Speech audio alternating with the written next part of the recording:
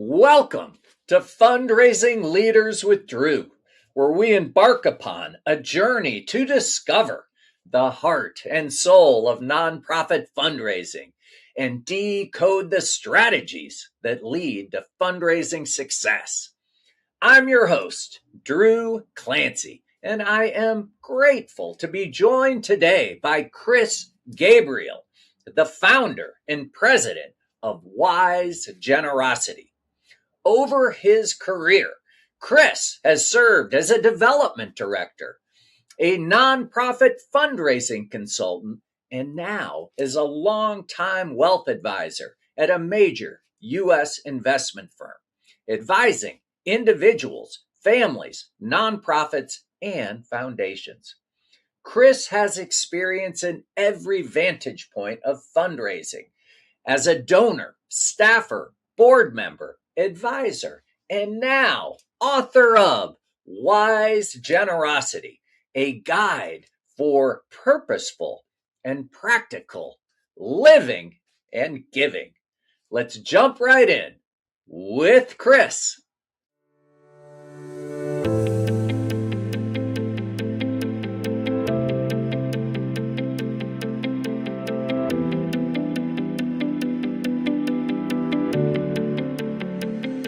Chris, welcome to Fundraising Leaders with Drew. Congratulations on your book, and I'm very excited to have the opportunity to visit today. Let's start with a question that kind of walks back in time a little bit. You have lived philanthropy really from every angle, from a nonprofit leader, a development director, a board member, a wealth advisor, and now an author. Looking back, what was the earliest moment for you that made you realize that generosity could be more than just an act, that it could become a personal calling? Well, that's a great lead question, Drew. And first, thank you for the opportunity to come and to visit with you and your listeners. I appreciate your platform and appreciate this opportunity. It's funny when you think about fundraising as a vocation. I don't think anybody grows up saying, yeah, that's what I want to be when I grow up. But it turns out that being a fundraiser is not only an incredibly noble calling, it's one that integrates a lot of really fundamental and important attributes that really high caliber, high quality people possess: empathy, intelligence, communication skills, strategic thinking. I think as a group, fundraisers, and I know I'm pandering to the audience here, are underappreciated really for all of what they bring to the organizations that they serve and to the communities of good that they're a part of. In my case personally, there were these different threads of my life that I had been reflecting on for a while, and it came down to four pillars. I realized that as someone who was aspiring to be a spiritual person, that part of my life was important. As someone who certainly aspired to be a good family member and good friend, to be successful in my profession, but not just in a superficial sense, but in terms of having some substance and value.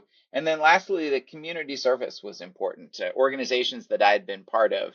And so those four different areas, that's spiritual life, family and friends, work, and service, I was engaged in each, but they weren't well integrated in any meaningful way. With having reflected on that for a while, there was a particular moment in time driving back from some pro bono consulting work in Florida to my home in Atlanta, where it all came together. And it was like this light bulb moment and said, generosity, that's it. That's this thread that weaves together all of these different areas. And that was the beginning moment of this journey that led ultimately to the Wise Generosity book, and then the other resources that we're developing in service to wise giving. I love that. I love that. What a powerful theme. Super powerful. Staying with your background here for a moment. You graduated from Yale, graduated from Oxford with a master's. Certainly worlds that where intellect and service often intersect. How did your experiences in those environments shape the way you think about giving, legacy, the role of education in cultivating generosity? Hmm. Well, that's another great question. Uh, I'm a failed academic in some sense. I'm really a teacher at heart.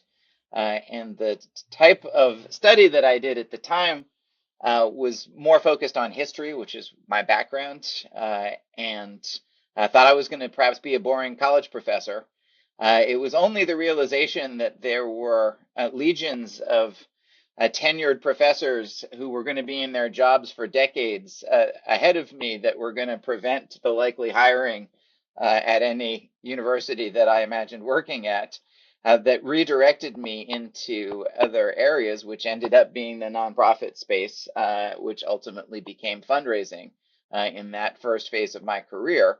But the ideas of underlying curiosity and intellectual stimulation have always been sort of essential to my life personally. I've always loved reading and had in mind that I was going to write a book at some point. In fact, when I gave up on academia as a profession, my advisor at the time said, "Don't worry. At some point, if you still feel that sense of calling to be thoughtful and to express ideas out into the world, go do something else, be successful at that, and then come back to that area of interest because you love it, not because it's your job." And in his view, most of the best work that was being done in any field were being done by amateurs, but people who really had a sense of calling, purpose, and passion around whatever the topic was. And so I didn't know at the time that generosity was going to end up being the answer to that question of, well, what is that area that I really want to devote myself to? But that's what it became. Love that. Love that. Um, you've said that many gifts fail because don't. It's not because donors don't care, but because they lack alignment um, uh, with their values or the real understanding of the impact. Was there a specific moment in your career, perhaps watching a gift fall flat, that led Hmm. you to develop the wise generosity framework? Yeah, that's I think there were a number of cases, both philosophical and practical. In fact, the subtitle of the book, Wise Generosity, is a guide to purposeful and productive living and giving. And that's an aspect of the whole project that took on increasing importance over time. There's a philosophical aspect to it. Uh, Philosophy is a fancy word, but it means to love wisdom, to strive to understand how the world works and how to make it better. So it's a combination of values and experience. And I think it's something that our society doesn't prize enough. Uh, and just seeing a number of instances in which people had good motivations, but the follow through in terms of the impact the gift ultimately had was not as strong as it might be. And I don't think it's one instance so much as it was just having had that story repeat itself over time in different contexts and circumstances that led to one of the main insights in the Wise Generosity book, which is that of optimal giving. And optimal giving, we visualize it as a triad. And at the top of the triad is the donor. So there are three parties to any meaningful and effective gift, starting with the person making the gift. The other two legs of the triangle are the nonprofit fundraisers who serve and support that effort. And in the cases of more substantial, significant gifts, the professional advisors who help to realize them. And as you noted earlier, it was an insight early on in this process that just by happenstance, I had sat at every seat at that table, so to speak, and had an unusual perspective on the preferences, priorities, and motivations of the people involved. And the conclusion that I had already drawn without having the framework to express it was that gifts either don't happen at all or fail to achieve their highest and best purpose because of a lack of communication, coordination, and collaboration between donors, fundraisers, and nonprofits. And the breakdown in that can come from any one of those three dimensions. You can have a donor that's not very thoughtful or even well-intentioned about the giving that they're doing. That can be a detriment to the giving process.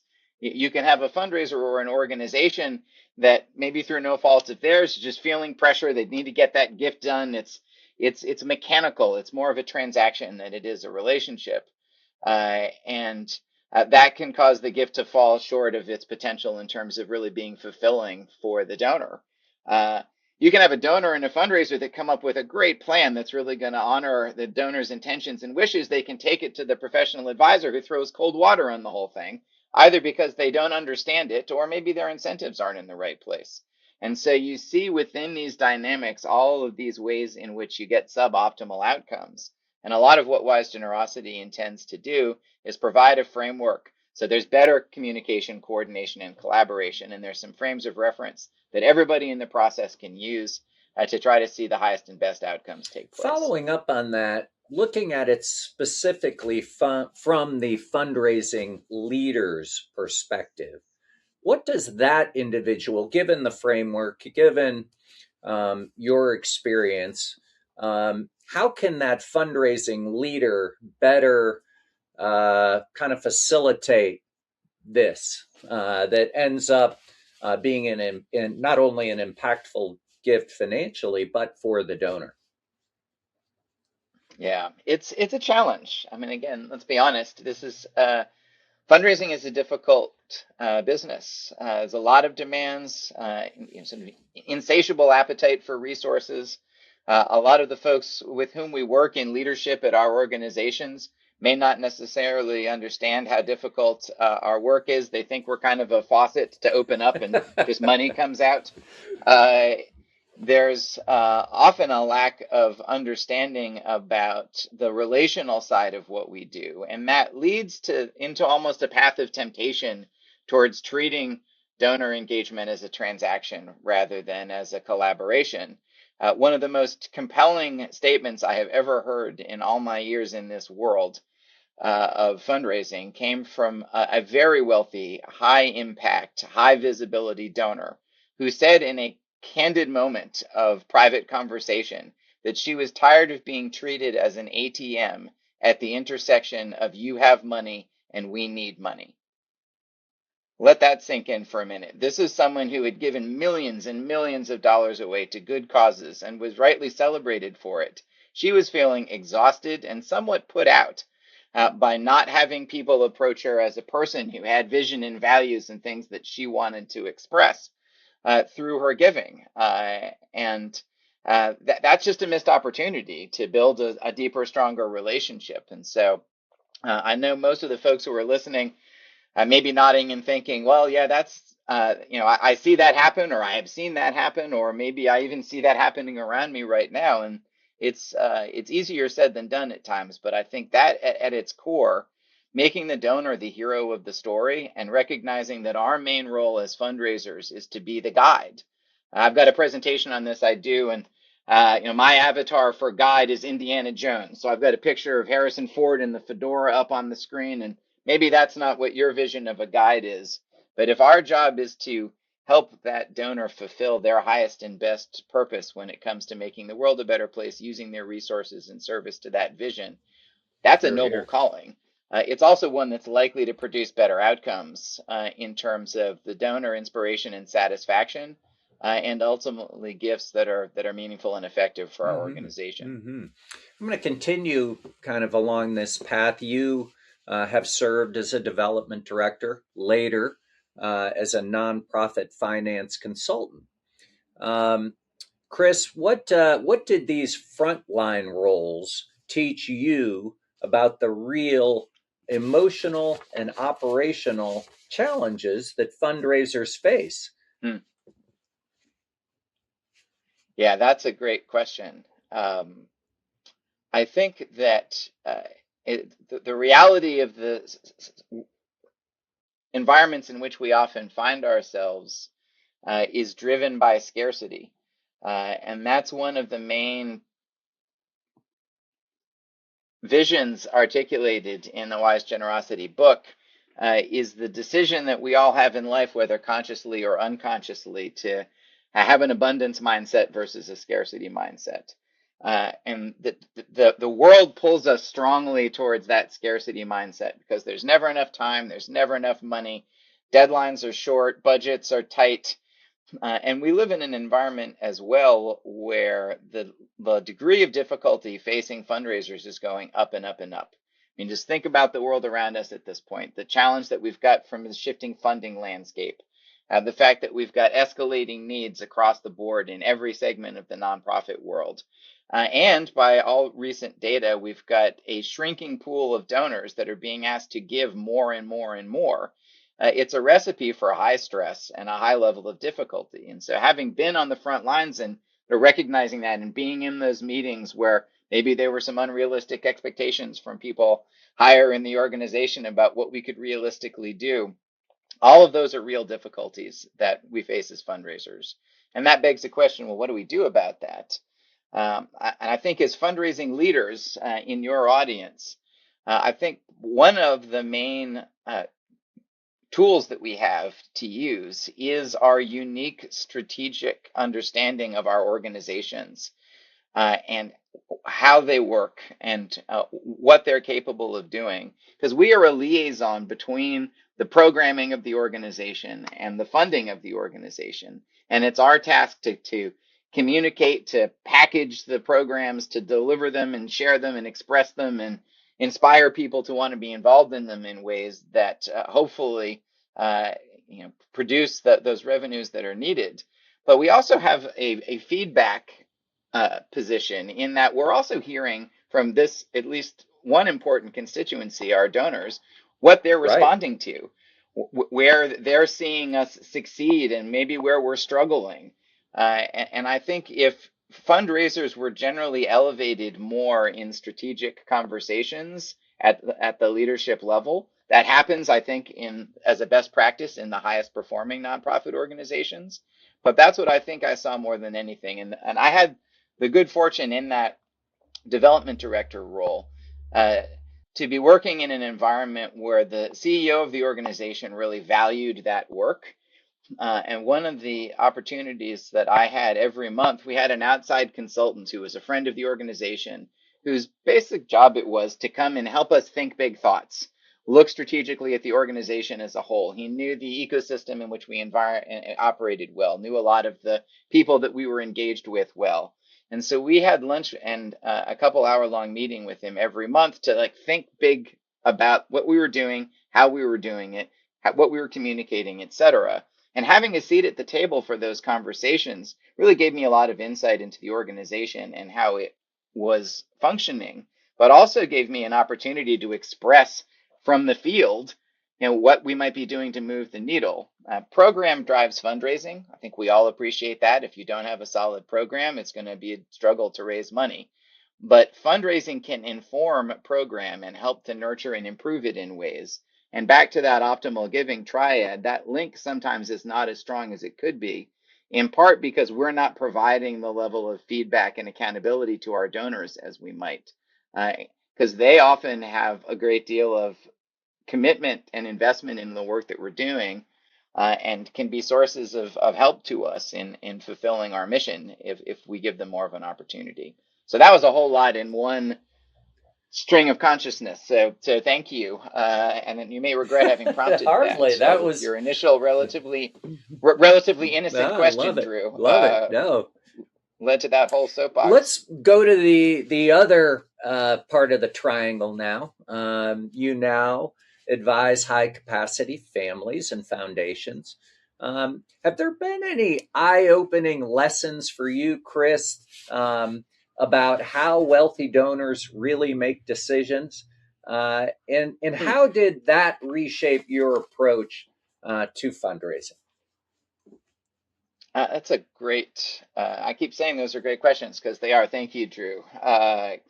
So one of the underlying uh, purposes behind this Wise Generosity platform is to bridge inspiration and application when it comes to giving. So I've ended up both as a fundraiser and as an advisor in this practitioner role, where I'm literally in the trenches, holding hands, helping to get stuff done. And what I've noticed is that there's a lot of inspiration out in the world and a sense of obligation on the as well on the part of very wealthy people. But from their perspective, there's a frustrating shortage of actionable, practical resources to use in deciding how best to engage in giving so that it produces meaningful results and does so in a way that relates to their vision and their values. So the wise in wise generosity, as you know, and your listeners may be interested to learn, is actually an acronym. It stands for well-grounded, inspired, satisfying, and effective. So the inspired and satisfying elements of wise are internal. And that's where you see a lot of positive energy in the donor world. People generally are very committed to doing good in the world. And there's a section of the book that talks about motivation. There are 4 different categories of motivation for giving, from compulsion to connection to conviction to compassion. Uh, and one of our opportunities as fundraisers, frankly, is to help people migrate up that progression over time. Maybe they give because their accountant told them to and they needed the tax deduction. Well, that's all well and good. We're happy if the check clears and we'll put the money to good use. But the person that misses out on that type of giving is the donor themselves. They don't have that strong sense of inspiration or the sense of satisfaction that goes along with having done something that was really meaningful and worthwhile. But donors in general, I think, don't lack so much in that category. What they do lack more is in the well-grounded and effective. They're nervous that the giving that they're doing isn't as thoughtful and strategic as they feel it should be. They're also worried that their money's not being well spent. And that's not a knock on us in the nonprofit world necessarily. But I think there are opportunities for elevated accountability in donor engagement and reporting that can help alleviate some of those concerns. But that's what makes them nervous.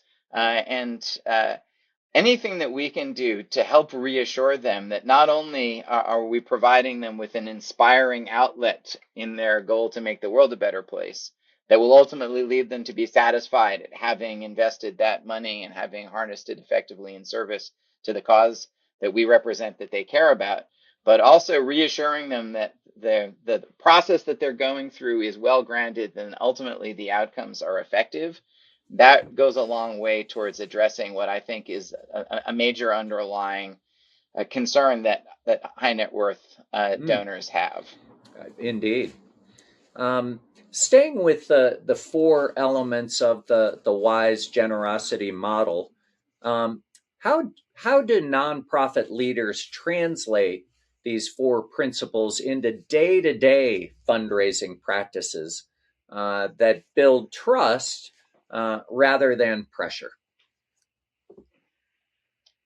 So that's a lead into a topic that we had discussed ahead of time that might be useful to address at some point. The Wise Generosity book itself is really written for donors. It's a framework I think that fundraisers would appreciate and enjoy, but it's written in a way that attempts to explain the entire process of giving in a way that's going to be understandable to and hopefully inspiring to that potential donor that we want to help to cultivate. And so there's a series of questions that are asked. Why should I give? How should I give? What should I give? Where should I give? When should I give? And frameworks and systems and perspectives that are offered in answer to each of those questions, along with some great stories about really incredible examples of generosity that I've come across in my research and in my own life. And so hopefully that all comes together in a way that it provides something of meaning to the reader. What the book, though, it turns out that that's just an appetizer to what is more important. We've taken at our team at Wise Generosity some of those frameworks that are embedded in the book itself, and we've built them into a tool called Personal Giving Identity that addresses the priorities and preferences of each individual donor, uh, as a way for us to better understand who they are, what's driving them, and how to communicate with them most effectively. So if we go back to the model of fundraiser as guide, this is like a map and a compass that helps you immediately understand who your donor is and how to help them engage with your organization in a way that's going to ultimately be the most well-grounded, inspired, satisfying, and effective for them. Putting them again as the hero of the story. And so there's a generosity personality type framework in this. Almost like a is a Myers-Briggs, primary. right? That's exactly right. It's in essence, it's a Myers-Briggs test for giving, this whole framework. So there's 4 different generosity personality types. Donors are generally either focused, expressive, considerate, or disciplined. And generally, if there are certain traits and characteristics that go along with each of those types. For instance, a focused donor is your type A, no nonsense, get to the point, make your case, and I'll tell you yes or no. If I get into a conversation with a donor who has that mindset, and I'm wanting to tell touchy-feely stories about, all of the amazing, wonderful things that we're doing, that conversation is going to go nowhere. In fact, I was consulting with a major organization earlier this week in New York, and they actually laughed and told the story because we were going through this framework, and they said, well, it's funny, you should say that. We went into a recent conversation with one of our donors in Florida, and we had this beautiful presentation with all these inspiring stories from our work. And he sat down and he kind of looked through it impatiently and literally threw it back at us and said, I know this isn't fair to you, but I'm not interested in any of this. It's like, I just want to know like what you're doing and why I should care. And they were like, oh, well, okay. So that was an immediate pivot in that conversation. We talked before a little bit about the donor motivation.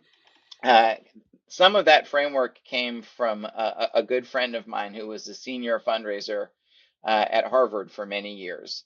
And it was his job to go meet with some of the biggest donors. He ran the first $1 billion capital campaign, I'm sure that had ever been attempted in the world. And that was back in the early 90s when $1 billion was a lot of money. So pretty early on in this whole project, I got to have lunch with him and said, how would you know how to approach a conversation when you're sitting down with some of these people that you're meeting with, people who are household names in some cases? And he laughed and he said, well, at the outset of each of those conversations, I made it a point to try to figure out what their motivation was. He said, I have a list of 7 motivations in my head he had developed that through years of experience of engaging with donors. And he said, my first job was to figure out which of those paths I needed to go down in order to have the most constructive and productive conversation with that person. I got out my pencil and said, would you please share that list? And he very graciously did. So that's part of what ended up building into the list that you find in the Wise Generosity book. But all of that is to say that,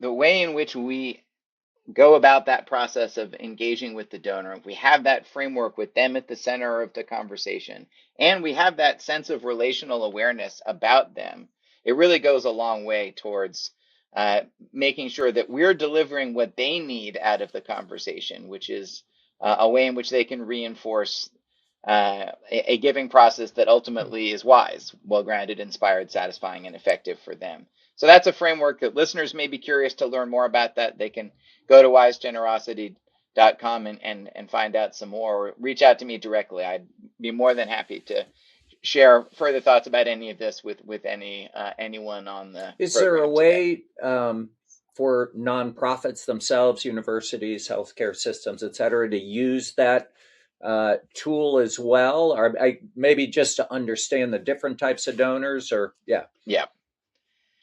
So we have, again, this is not, we're looking to deliver substantive, interesting content to your listeners, but you've given me an opening for a brief product placement, and it would be a foolish person who did not take advantage of that kind offer.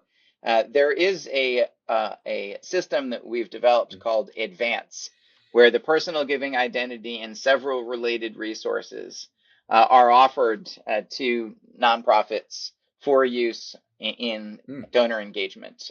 And what we love about this system is it's not complicated, it's not difficult, it doesn't involve some new system or software that you have to learn. It's very intuitive, and it's very simple.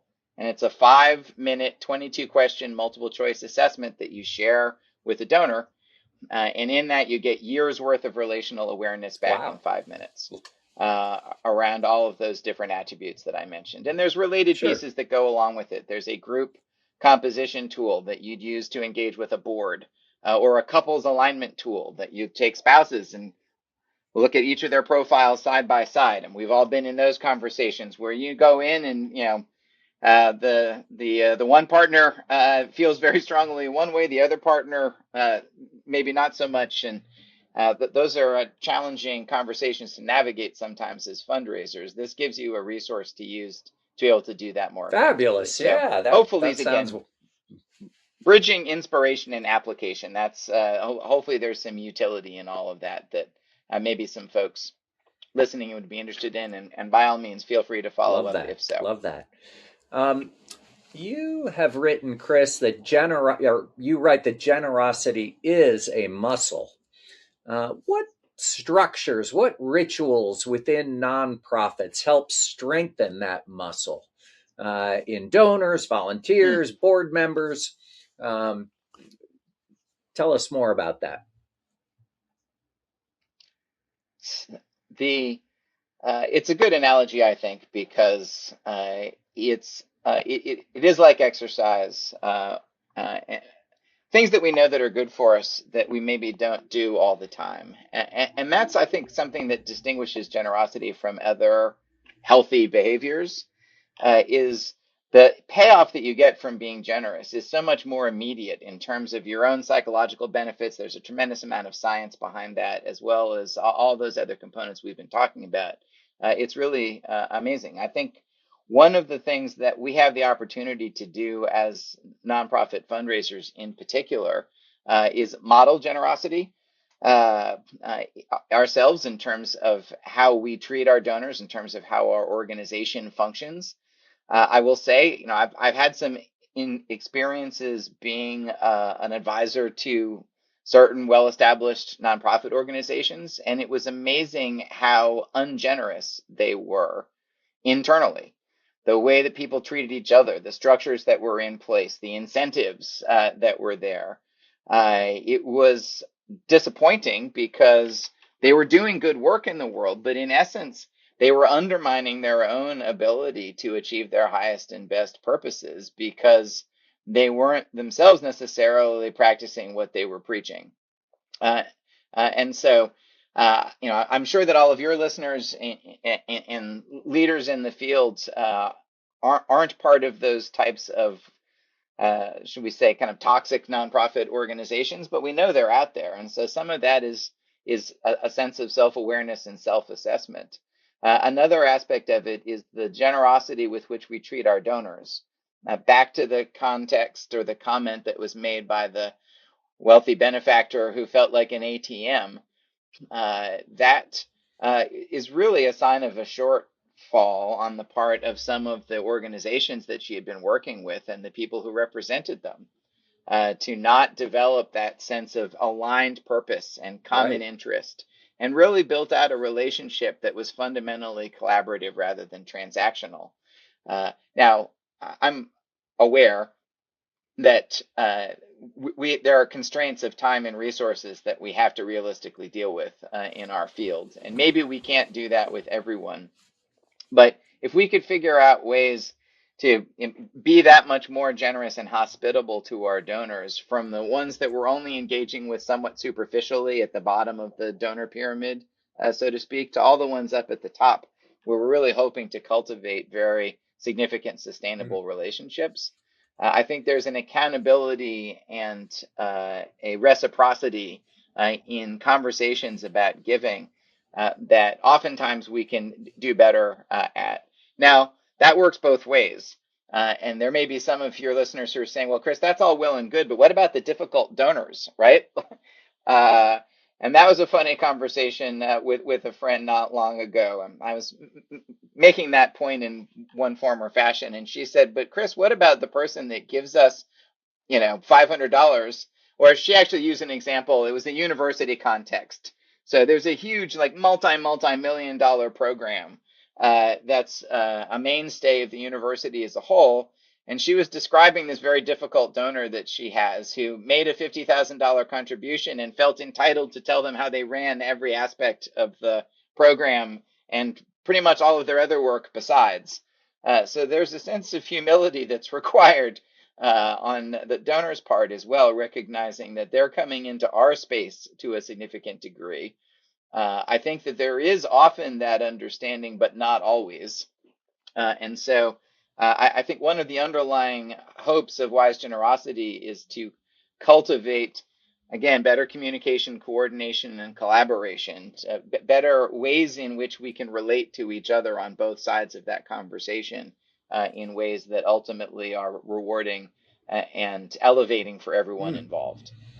Yeah, as a fundraising leader, as a board member of several nonprofits, are there recurring patterns that you've seen in terms of organizations that really excel at donor engagement?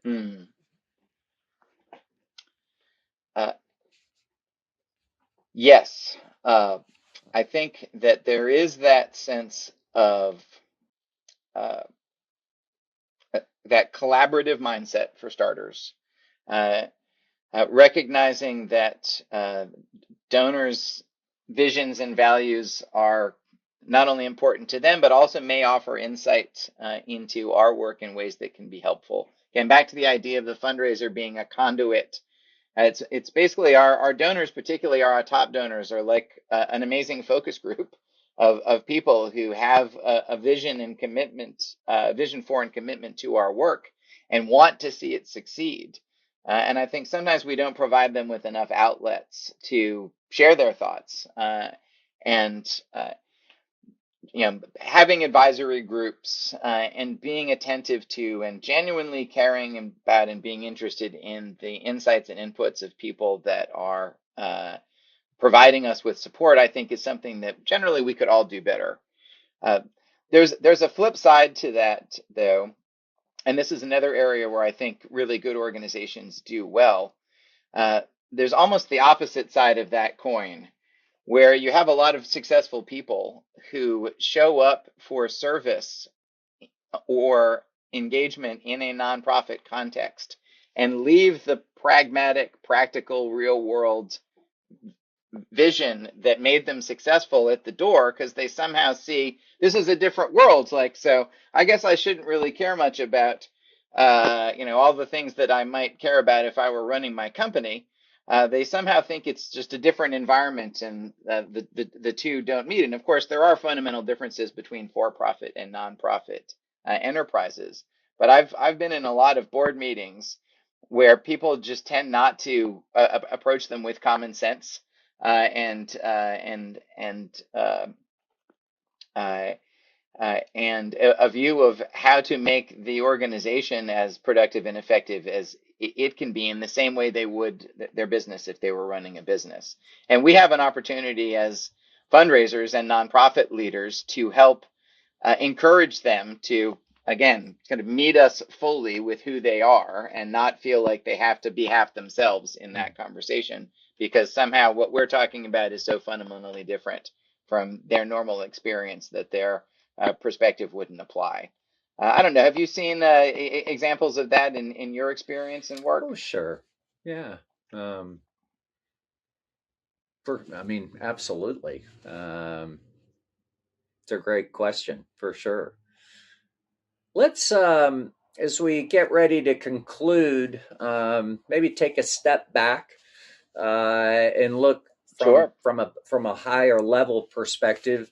Chris, your book emphasizes that generosity is a pathway to a well-lived life. How has authoring it changed your leadership or deepened your commitment to living generously? Well, you know what they say, Drew, that those who can't do teach. And I think part of being a teacher or an author, as I've now discovered, you often focus in on your areas of greatest vulnerability and need for growth. Uh, and that was something I felt acutely at the beginning of this project, to not come across as the know-it-all uh, voice of someone who has this all figured out, but really to be a self-guide in appreciating and understanding more how this incredible uh, tool of generosity can be used productively in all different areas of life. So it might be of interest to your listeners just to know a few basic things about the Wise Generosity Please. framework. One, it's not primarily about money. Uh, and there are 5 different types of giving that we talk about in the framework. The first is possessional giving, which is money and stuff. The second is personal giving, which is time and talent. The third is social generosity, which is everything from hospitality and manners to civic duty and engaging in collective good. The fourth starts to get closer to home, emotional generosity, how vulnerable and engaged we are with people around us. And the last is relational generosity, which in essence is the full expression of all Sure. of the others.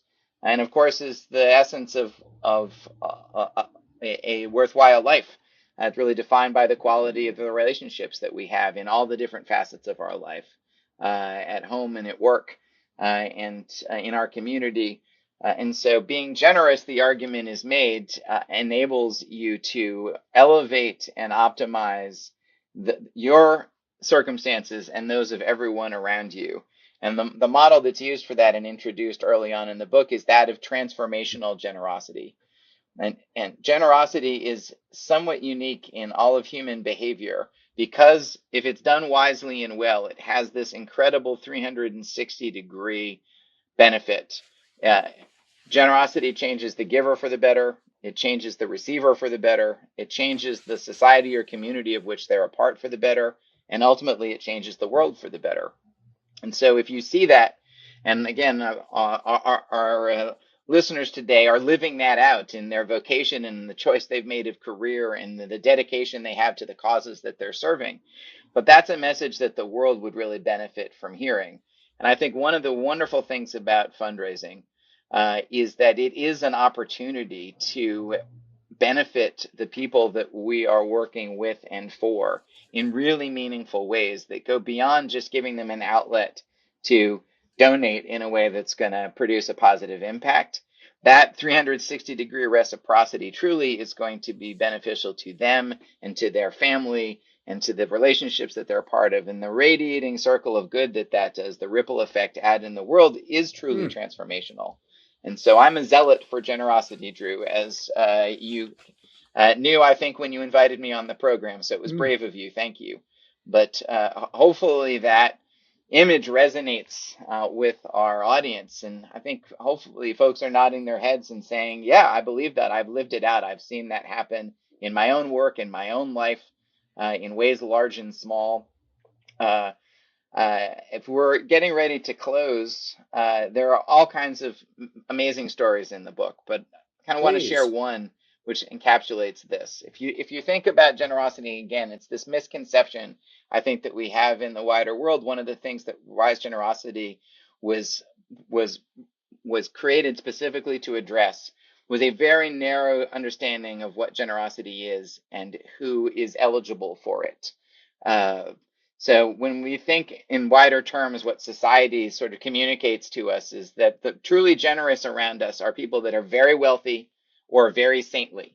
So unless you're Bill Gates or Mother Teresa, then, maybe you can dabble in generosity, but you can't potentially be truly generous. And I fundamentally, absolutely believe that not to be true. In fact, the greatest examples of generosity that I've come across are the ones that are everyday people doing extraordinary, heroic things at all ages and stages of life.